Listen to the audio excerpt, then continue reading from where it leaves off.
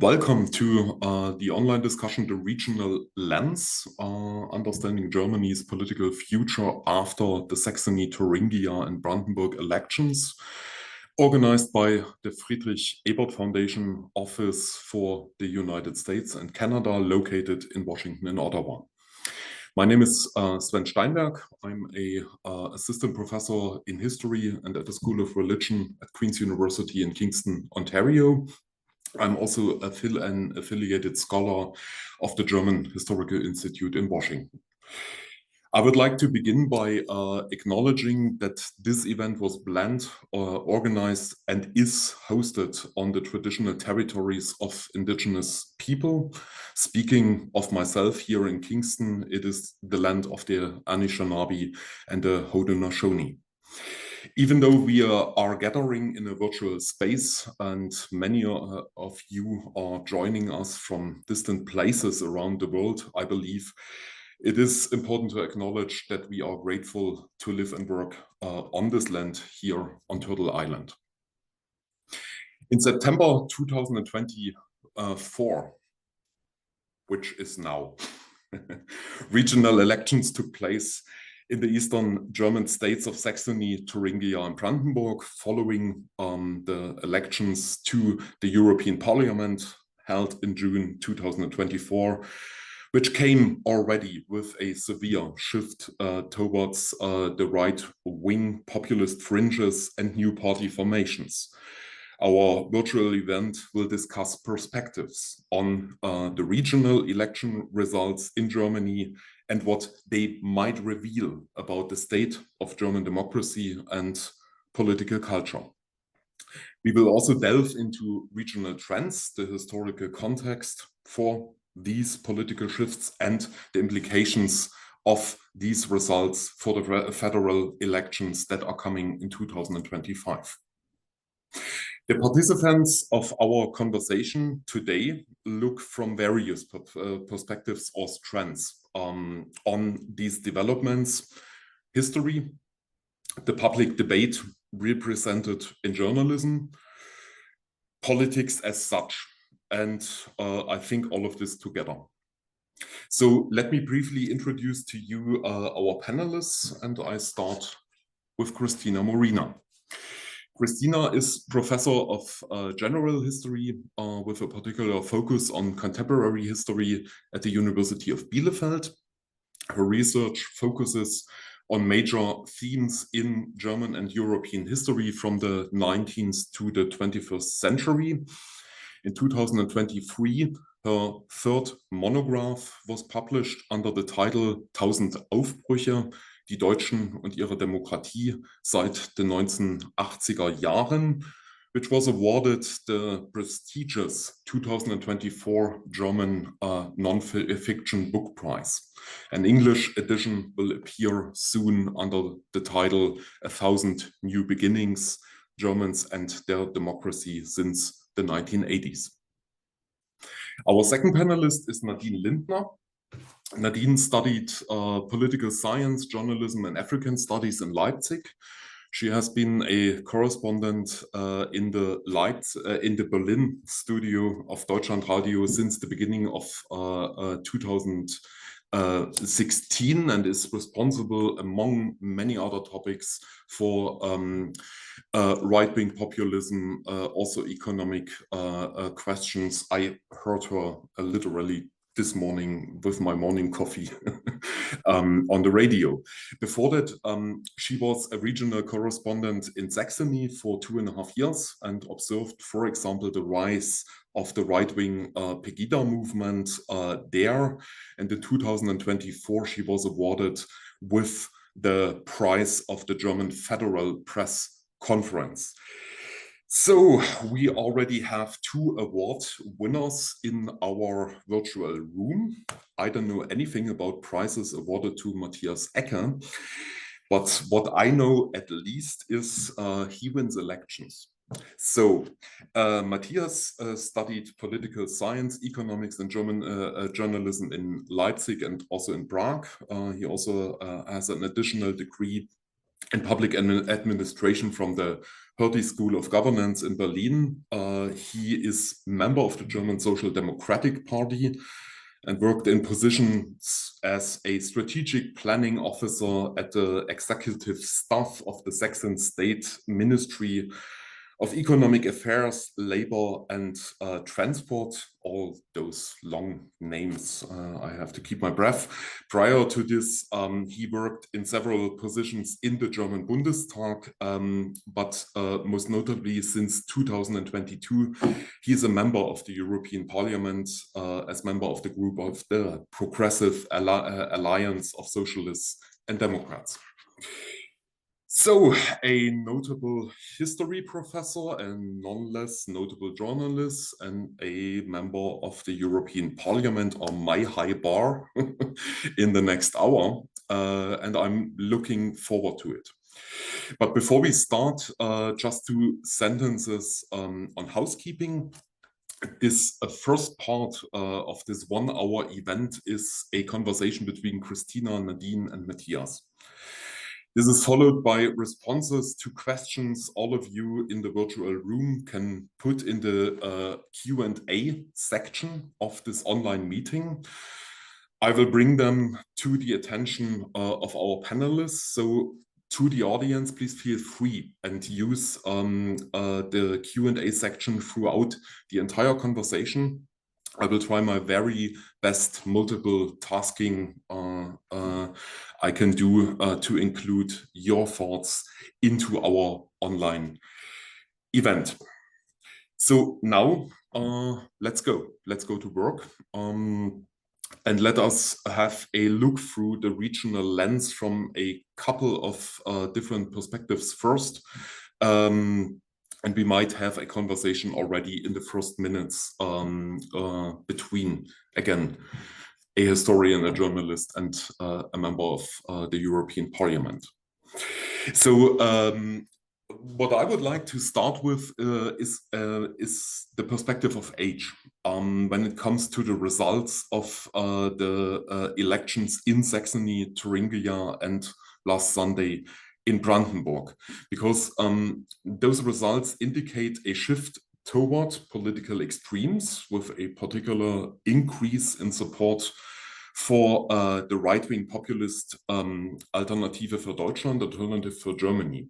But strikingly, a significant portion of this support came from younger voters, including many first-time voters. How can we explain this trend? While this generation grew up in the post-reunification era, they likely have little or none direct lived experience of that period. So basically, what are we doing with this kind of facts? We have to interpret it.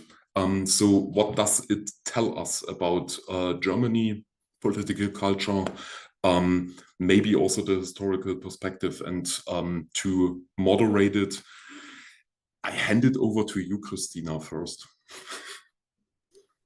Yes, thank you, Sven, for organizing this event and inviting me to this impressive panel. I look forward to the discussion. Very briefly, I'm not sure whether we can talk about a trend. When you look back just a few years ago, young voters voted in great numbers for the Green Party and the Green Project, and concerns about climate change were a major issue for young voters. And I don't also buy easily into the premise that the young voters represent anything particular with regards to society on the whole. I think they are a little stronger. The right-wing populists and extremists are a little stronger under young voters, especially male young voters, but they represent something that is a general problem of German society. And it's also not a problem of the extremes. I would argue for reframing of the problem. It's a problem of the center, if you will. Generally, societies move towards the right, if you want to phrase it symbolically. So they represent something that is a problem overall, I think, in present-day societies. And a second aspect, maybe just to get us started into the discussion, I think that plays a big role here is the question where are the political spaces in which we negotiate what the common good is. And for young voters, that are and is social media to a much greater extent than for other voters. And that is the area in which the AfD in Germany and right-wing populists in general have a huge advantage because they have professionalized this and utilized this in very effective ways in recent years. And all the other parties are way behind that for various reasons.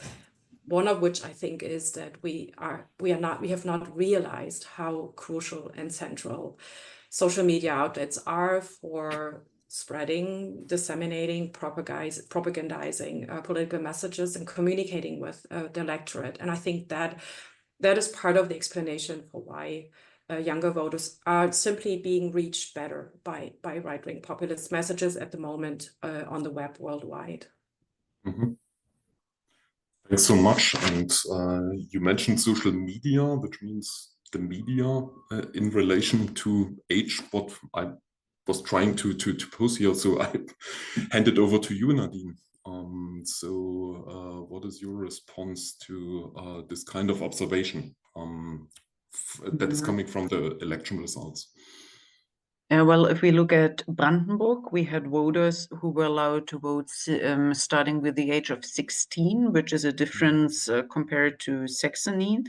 What we can see in the numbers is that we have plus 13% of voters starting from the age of 16 to 24 who voted for the AfD.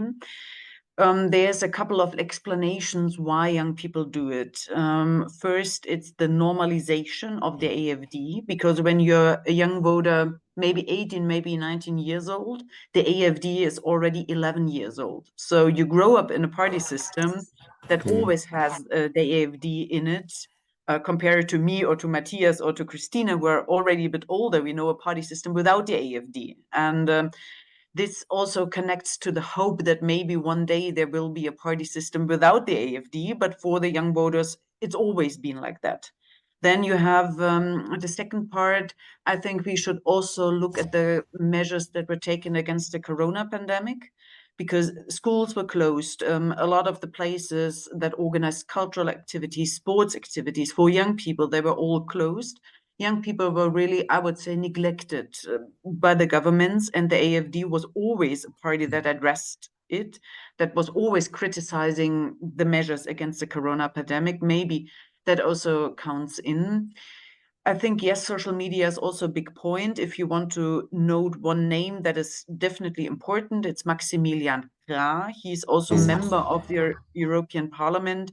He is part of the AfD, and he's very good in addressing especially young guys, also young boys. I've seen one of his election campaigns in Saxony, and he's like a pop star. When he arrives somewhere to have a speech, young boys starting with the age of 10, they are coming for him. They want to have a selfie. Maybe they won't listen to his speech, but they want to have the selfie. They know him, they identify him. I don't even know if they would recognize the regional governors like Dietmar Woidke or Michael Kretschmer. I don't know if they want to have a selfie with them. So there's a huge fame. And Maximilian Krah does two things that we should really have a look at when we look at masculinity.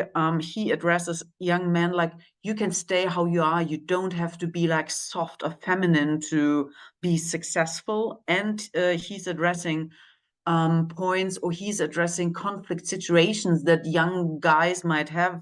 He's asking, oh, you're in trouble again with your female leftist teacher. I can tell you how to handle the situation. So I think there's like a strong bond between those 2 points. I don't know if this is really sustainable. If we look at young people, we might know that they might change their minds and then vote for another party. Maybe we have a huge dynamic in the German party system right now, more dynamic that we had in recent years. So there might be a new situation in like 5 years when we have regional elections again, maybe not. And we have a higher volatility of the voters in Eastern Germany in general. So we have to see if this is really a sustainable development. But for now, I think it's a real problem. And there are, I would say, even 3 or 4 more reasons than I already said, but I don't want to talk too long. Maybe we can also discuss this a bit later, but I see it as a problem. Thanks so much, Nadine. So, Matthias, what's your take away from this age perspective? And we already talked about also gender, which might be something we should delve a little bit further into. But I mean, you are active in election campaigns. So what does age, how does age addresses you when you try to reach out to voters? And what's your takeaway from the election results? Yeah, thank you, Swen. I'm very glad that everyone is so much interested in Saxony, Thuringia, and Brandenburg in the United States. I'm not used to that.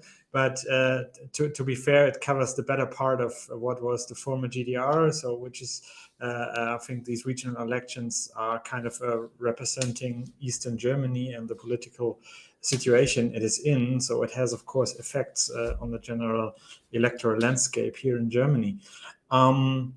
As what concerns young people, I have nothing, not so much to add to what Christina and Nadine said. I think maybe we can bear in mind one thing, which is that for the older generations, they still have a more vivid memory of the past. They've been born like the grandparents' generation nowadays. They've been born like after the war, but still with a relatively close impression of what happened then in their family history. But for young voters, that's all distant history. I mean, that's like Napoleon, like the Second World War was like Napoleon or the Mid Ages or whatever. So it's not an important reference point for their political identification. And so they might have troubles to really see what the AfD and which is a far-right party that really attacks basic principles of our liberal democracy in Germany, what it has in common with the traditional National Socialists. And this is one thing that always had Germany being lagging behind in a way in the general overall trend of Western democracies when it comes to the rise of the far right, that we have the historical burden of National Socialism and its impacts on the entire world, of course, and of Germany as well. So everyone was like trying to avoid this thing to happen again. But the more time has passed and the more narratives have evolved around other issues, and the more difficult it is to link the far right of today to the far right of the past, it is easier for them to like slip away. And I mean, I don't know if this is much of an exaggeration, but of course, some of what the far right in Germany does is comparable to parts of the far right in the US, of course, and also to what Trump has made the Republican Party into. So it's not something that you will be totally shocked by, because you might have heard about it in your national context as well. It's an international playbook that the far right uses and copies. So we've had all the same issues about gender identity, about migration, about being against measures on climate protection. So it is not exactly the copy of the program of the National Socialists in the 1930s in Germany. That would be different, probably, but we still see some parallels, and we see that for young people, this historical warning is not valid anymore so much.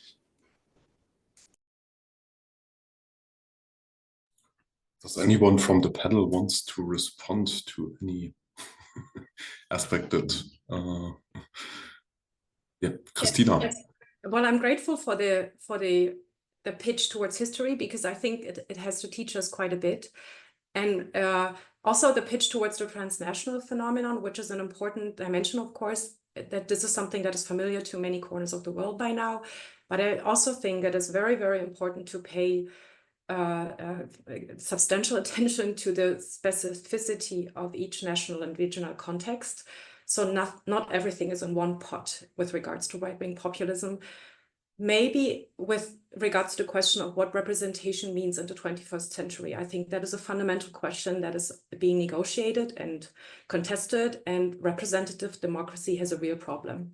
It has to defend the claim that it is still the best and most effective way of governing and organizing a society. And we have been too much on, we liberal Democrats, representative parliamentarian democratic fans, have been on the defensive too long, I would say.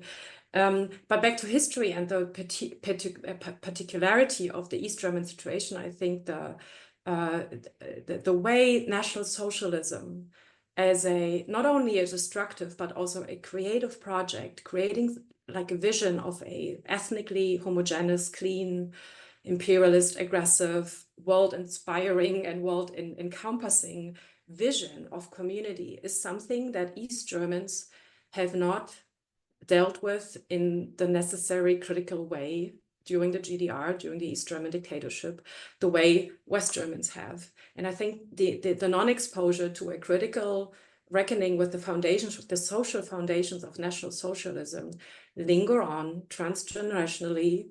It's not only a problem of education and political enlightenment, but of families. That lingers on, which makes the socialist nationalism or the nationalist socialism of right and left-wing populist movements in East Germany less contentious, less weird, less unanständig, and less problematic than in other parts of Germany. And I think that's huge. And as you said, Matthias, that also goes for younger voters who are not familiar with that kind of critical discourse about the fundamental specificity of National Socialism as a historical project, but also as something that remains kind of a promise of the modern world, right? That the social justice question is best being solved in terms of national or nationalistic solutions. So I think it's important to pay more attention to historical education. That's what I'm saying as a history professor, but I think it has a real political bearing when you want to explain why people vote for the AfD without taking issue with their racism and their nationalism in the way they do at the moment. Yeah, I don't know. Nadine, do you want to weigh in with some thoughts about this? No, that's a no. Okay, so I have a couple of different perspectives, and we have only limited time. So the second perspective I wanted to propose for this discussion, it is understanding Germany's future. That is the baseline of this event, which is huge. So I don't know if we are getting to this point. So we were already talking about gender and also age, or more about age. I would like to talk about geography as well, as the son of a high school geography teacher's mom. There is when we look into Saxony, Thuringia, and Brandenburg in the election results, there is a pronounced divide between urban and rural areas. So highlighting pretty much obviously significant differences between metropolitan centers and, let's say, economically, maybe more so structurally weak regions. So what do we see in this kind of a movement or a perspective? And my question here is, and this aligns already with this historical perspective we started talking about here, is this an East German phenomenon then still? Or do we have maybe similar regions in West Germany, and does this make a difference then, or it doesn't make a difference anymore? Maybe. So I'm just saying, but this is quite obvious. So the election results for the Green Party, for Social Democrats, and so on for the Conservatives look pretty much different when we look into the cities compared to the rural regions. What does this tell us about political culture at the moment in this specific region? But again, the more overarching question I also have is this East German? Question mark. Maybe I start with Matthias. Yeah. Yeah, if I may, because if you allow me, as a member of the European Parliament, I'm always trying to put it in a European perspective, because what you described, urban-rural divide in development, in what economic possibilities people face, and also which translates into political behavior, is something that we see everywhere in Europe. To a certain degree. So it's not totally specific to the east of Germany or to Germany in general. If we look deeper into the geographic or the geographic economy of Germany, we see that there is a divide between rural and urban areas also in Western Germany, but it's different. We have a big event of migration, and from the 1990s on, after the fall of the wall, a lot of people left Eastern Germany and went to Western Germany. You know, it's like in the same country, the same labor market, but totally different economic developments in the 1990s. So there was a rush. 4 million people left in the first decade, which is something that you only normally see in war times, but not in peaceful times. And that, of course, changed the landscape of Eastern Germany. But still, we have some specificities that we do not see in Western Germany, but that are somehow similar to kind of other Eastern European countries like Poland or Czechia or Slovakia, for instance. So, for example, you had newly constructed party systems. You don't have so much trust in the established parties because they have not been there for so long.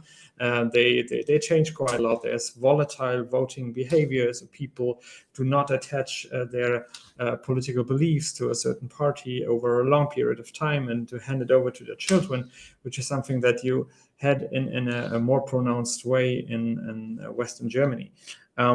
So if we take all this in mind, we should bear one thing in mind. That's why I try always to invoke the European perspective. We had a quite successful transformation in Eastern Germany. Like if you see where we started in 1990, and the liberal democracy was introduced, and of course there was an initial a breakdown in economic terms. The markets were open. A lot of companies, if you may call them companies, in Eastern Germany were not competitive in that surrounding. So there was mass unemployment in the 90s, especially, and in the early 2000s. But this one changed. And if you compare the figures, you see that now Eastern Germany is quite on the average of economic development of the European Union. It's pretty well off.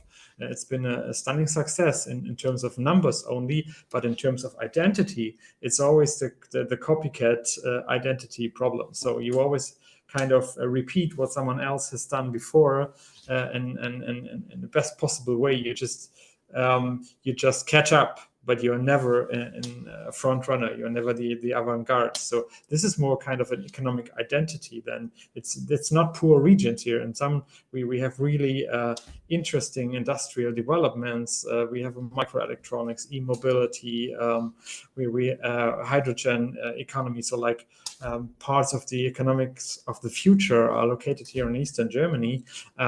But they always compare, a lot of people compare themselves to Western Germany, where they're still like behind, but not so much to the east, our neighbors, where we are better off. I'd like to add some points to what Matthias said. What we see in the numbers is that we have a high turnout of AfD voters in regions where the population is shrinking. So where you have a bad outlook, a very pessimistic outlook on the future, where you see that not only the population is shrinking, but also where the state and its institutions are retreating.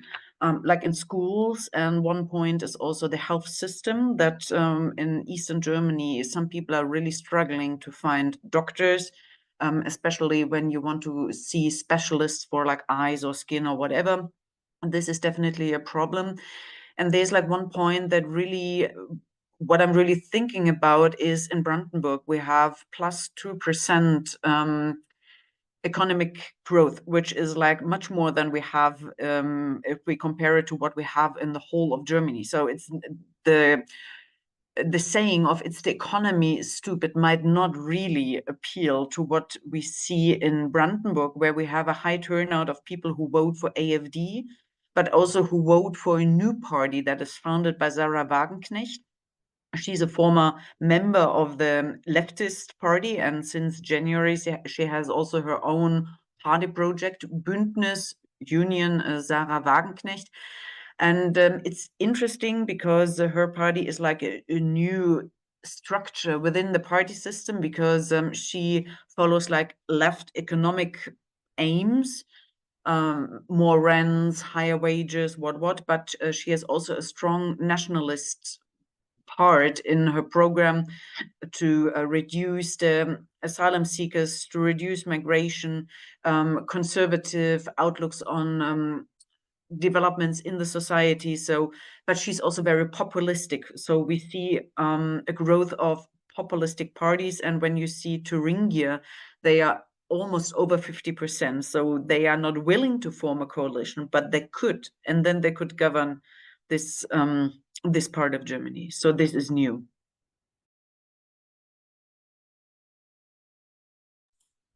Christina. Yes, that's it's of course, it's a worrisome scenario, I think, that is emerging there, even though I would be cautious to liken the AfD and right-wing populism, extremism, racism to the BSV, to the left populist strand that is emerging now, that has a curious mix of social conservatism and economic liberalism, if you want to call it that, with notions like Nadine just said, that just copy right-wing populist, anti-immigrant and racist rhetoric and program as well, not just rhetoric. I want to maybe point to, I think the urban agrarian divide perspective might also not be the one that is most telling or has the most explanatory power. I think it's a problem that of, I think, having the AfD in many parts of East Germany a hegemony, a real dominance of the public sphere. And I'm not talking about the media landscape, but the real community scapes in those cities. And might I add an anecdote from Dresden? When I was in Dresden for an event talking to Petra Köpping, who is a colleague there of Matthias at the Social Democrats in Dresden. She was the leader of the campaign in Saxony for the Social Democrats. Afterwards, we talked over dinner with people from the Friedrich-Ebert-Stiftung who organized the events, and they told me they were not able in recent months to book public spaces in places outside of Dresden, outside the city, because they were just not granted, because the local governments, who are dominated by right-wing populists, either representatives, but also in terms of professional and cultural associations, they're very much, they've infused these local landscapes to a degree that is really massive. And so they are simply, in very pragmatic terms, able to hinder other political parties to be present, to actually have something like a political debate that goes beyond what the populists call for. So if nobody is present, other than I'm now of course polemicizing, but if no one else is visible when these local communities discuss the big issues, of course that gives the AfD a huge advantage. So I think the center, the moderates, they really have to think about the structures and the conditions that are no longer really effectively in place, that are necessary to have a pluralist political discourse that would help kind of qualify and relativize the huge cultural and political gain the populist discourse has made in recent years. I think this is it's a practical, pragmatic, a structural task that on the local level, on the regional level, on the federal level as well. Thanks so much for those perspectives and insights from coming from you. So we are already in the second part of the event, and I have a couple of very interesting questions already in the Q&A section. But I would like to pose another question, another perspective to the three of you as the panelists here, which is an observation that came a little bit more surprising to me, and this is the fact that national and even international political issues seem to overshadow regional concerns in those regional elections. So the most successful parties campaigned on topics such as support for Ukraine or migration. So we are talking about issues that are largely unrelated to regional politics and their democratic institutions. They are, for sure, when we talk about migration, no doubt.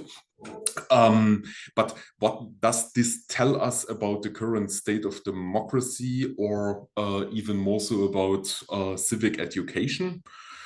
Civic engagement when it comes to the basic knowledge of how are those problems, or where those problems are solved normally. Because what happened in my impression when I followed the news here from Canada, looking into Saxony and Thuringia and Brandenburg, what happened is, okay, there is a lot of concern on the one hand, but on the other hand, the understanding of how those problems that are obviously there, how they can be solved, this is not what is related to those regional elections. So what does this tell us about the state of democracy? Because basically this is what we are talking about in this panel here. And who wants to go first? If I may, I mean, yeah. I would probably not agree, because that it's a problem of civic education. I think I don't think that people had necessarily voted differently if they knew better what the respective competencies of the regional parliament are. What we see is, let's say, centralization of the public sphere, of the way politics is received in the media, in the way people communicate about politics. We have a more centralized public sphere. That's for sure. I mean, if you have national media covering the regional elections, they always covered the stuff that was relevant to what does it mean for the federal government? What does it mean for the position of this and that party on federal level? They never report on what are the different policies on, let's say, education or police and so on, which is stuff that you can decide on regional level. And I mean, the same is true for international observers. I mean, we are also talking like for 40 minutes now about the AfD, but not so much. We have three totally different election results, which only share one aspect, which is the AfD. So we've seen that people consume less regional media. They consume more national media, but which is even more difficult. They consume more social media, which is not a problem as such, but is something that there's no fragmented social media for the region of Saxony. Yeah, there is something that it appeals to people's emotions and so on, and it's kind of streamlining the way politics is perceived. And on the other hand, it's also, to a certain degree, it is true. I mean, if you have an entire campaign about migration, if you have an entire campaign about the war of aggression, Russia's war of aggression against Ukraine, and the way that Germany supports Ukraine and their defensive struggle, this kind of has implications on the federal level, if you see that there's sort of a rejection of the current policies. So I don't think it's a matter of that they don't know enough, but it really worries me to a certain degree, because in the end we have a result that not really is something that you can work with on the ground, because those issues that are covered by the regional parliaments are hardly in the center of this campaign anymore. So you have like national, international issues, and the other one is like this functional argument, which means that support us, the biggest party, in order for the far right not to become the strongest party. You have to bear in mind that we have a proportional voting system.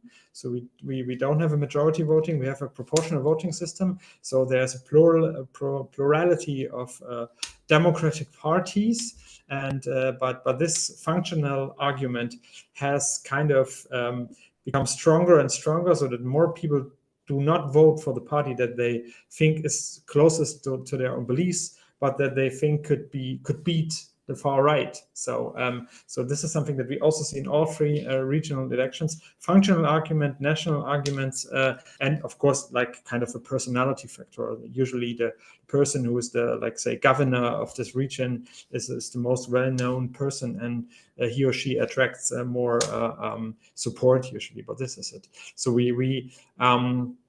so I don't think civic education can solve the problem. I think that it's kind of a reflection of the change of the public sphere that we experienced in recent years.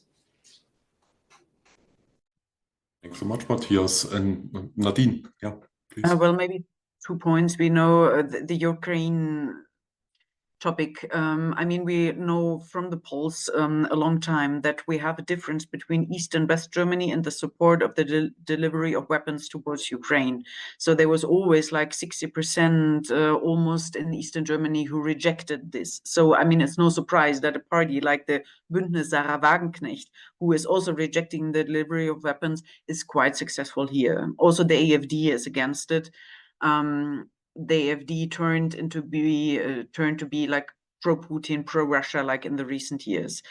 But what we also see is that there might be like a domino effect, or there was already a domino effect on the federal politics. It's not only about regional politics. There are also side effects on the traffic light coalition that we see now under the Chancellor Olaf Scholz.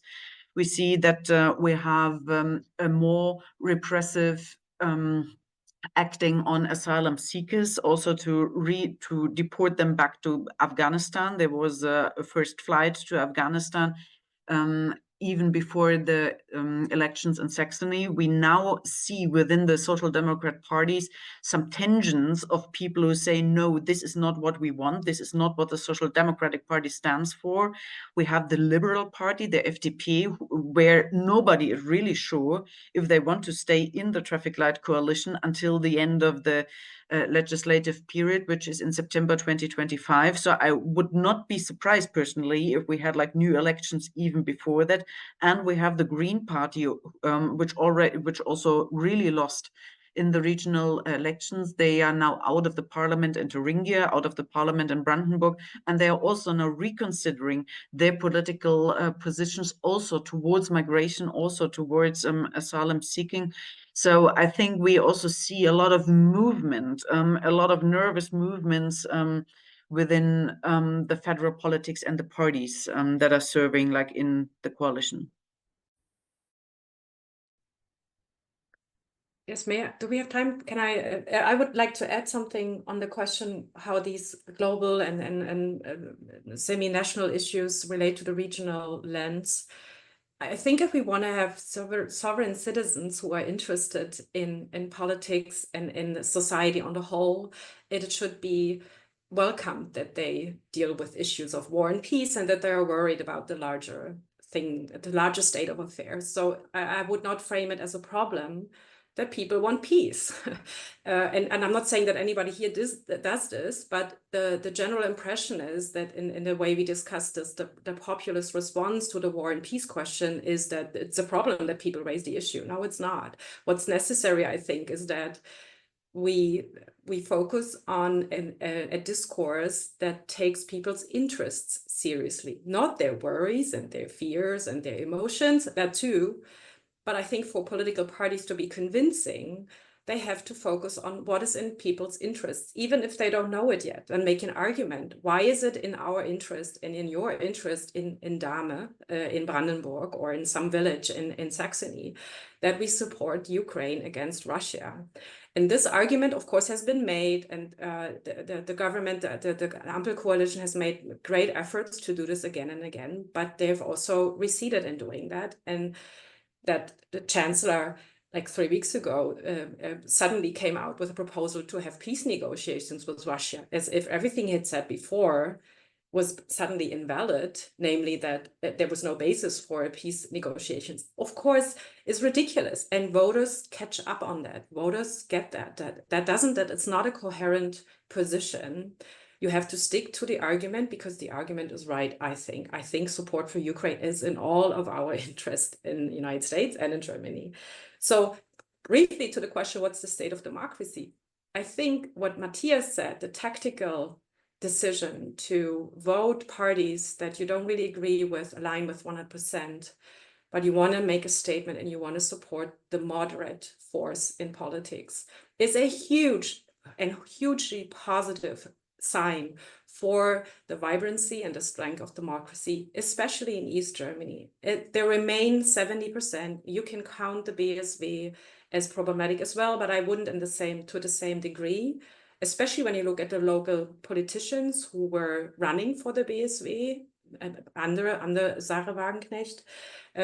So there's a 60-70%, a clear majority that has voted very conscientiously for liberalism in the American sense, for liberal democracy. And so I would think, and I would remain at the end of the day on the side of the realistic optimists who say there's much to lose still, but there's also not everything is lost. And the fact that in none of the 3 East German land states, the AfD will be not able to govern is a big deal and is a big outcome of this election as well. The task is with the rest, with the other parties. They need to do the work, which they do. I know it's extremely complex and difficult, and I'm not someone who says they don't. I know they try. There's a lot of effort, and it's not easy. And we need to support them, I think, in non-partisan ways in which we can. Does anyone, Matthias, Nadine, do you want to respond? So I saw you moving, Matthias. I think Matthias was I would contradict on the issue of nothing has changed on the position of Olaf Scholz and the federal government towards Ukraine during the campaign. I think that at one point in the campaign he used a bit of a different lingo on what that peace negotiations, should they take place, something that they should take place, I mean, which is obvious, but they cannot take place in the moment because Russia, the aggressor, is not interested in taking place. But there was no policy shift. But I mean, I agree that as there was maybe a shift in the narrative, it could appear to be a policy shift, but in fact there wasn't. I mean, to be honest, it was not so easy to defend this policy, and which I strongly believe is true and is right to follow. But I don't see, which is I think maybe important for the American context, that I don't see a policy shift in there. And the other point that I would like to stress is, because Christina, you mentioned that there's 70%. I think it's also important to note 70% of how many, because the turnout was very high. It was extremely high in all of the 3 federal states. It was the highest turnout ever recorded after the fall of the wall. So we see this kind of polarization between like the far right and the rest. You call them, you said, like liberal democracy defenders. I hope that this is also true for the Bündnis Sarah Wagenknecht. I'm not totally sure yet, but let's hope for that. But in any way, we see that we had times when we had 50% turnout in regional elections or even lower, but now we are at like 75. So polarization contributes to people being activated to go to the ballots and to express their political will, which is such a good thing in democracy. And as far as I know, also in the United States, turnout tends to be higher when we have polarized political situations, but not necessarily it is easier to get compromises after that. But in any case, you see that people go to the polls and they make their vote count. Okay, thanks so much. So we have 7 minutes now left. And so we have a couple of questions. So thanks so much for your contributions. We have a couple of comments in the Q&A section, and I will bring them to your attention, and I would leave it to you if you want to respond to any of them. And as the dictator in this online session, I simply pick 3 of them. So there's Mark Cassell. He is asking how much of the political outcomes are a function of German migration over the past 2 decades.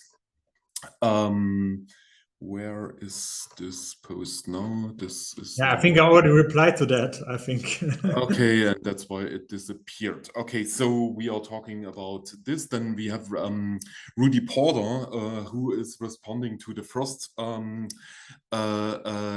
question I posed. So he says, I'm skeptical about the argument that young people aren't aware of the connections between AfD and the Nazis. So he is saying German youth must know this history even better than Americans. Rather, I think the racism, xenophobia of the AfD and Trump at the same time appeals to a certain part of the population. It would be wrong to think if young people only knew the history better, they would leave the AfD. So this is one other statement from the Q&A, and I would like to include also Werner Nell here from Queen's University. He is writing, I understand that we are banned by the ugly performance of right-wing populists, but there are, especially also in the east of Germany, a lot of down-to-earth actors in local spheres who stand for a liberal civil society. How could we address and enforce them? So ein großer Blumenstrauß, kunterbunt. So I leave it up to you. So for maybe a final round of statements, maybe in response to those kind of questions that are coming from the Q&A section, maybe to something else you want to say about our panel topic. Well, Nadine, let's go. Yeah, well, maybe I start with a question of young people and their knowledge about history.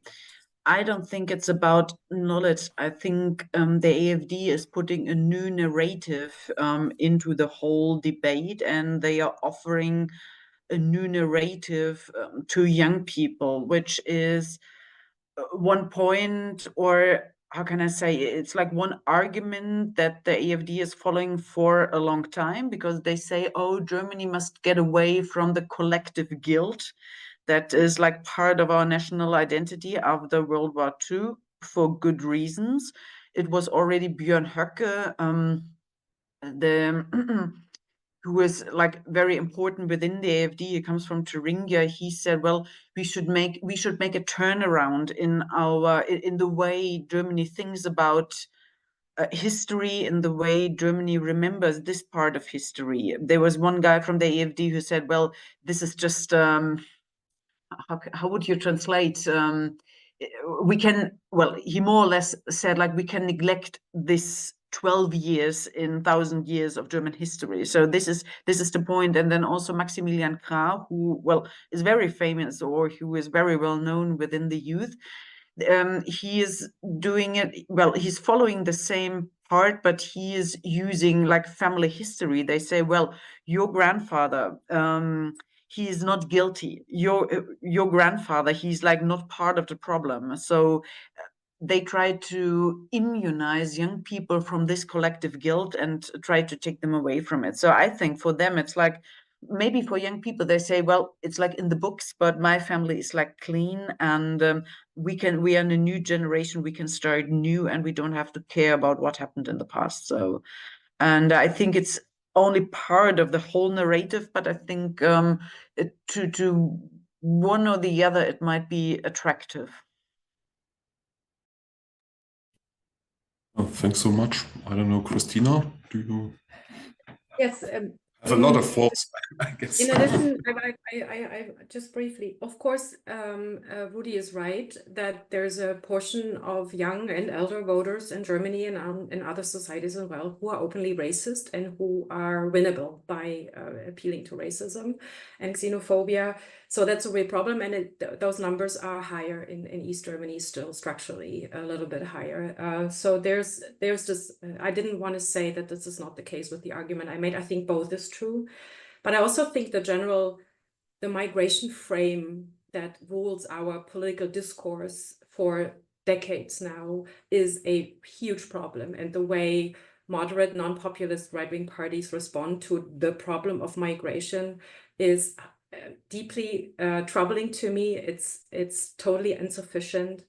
It does not address the real issues that are related to migration. I don't see the connection between sending a few thousand non-asylum people back to Afghanistan in solving the housing, the schooling, or the security crisis in Germany.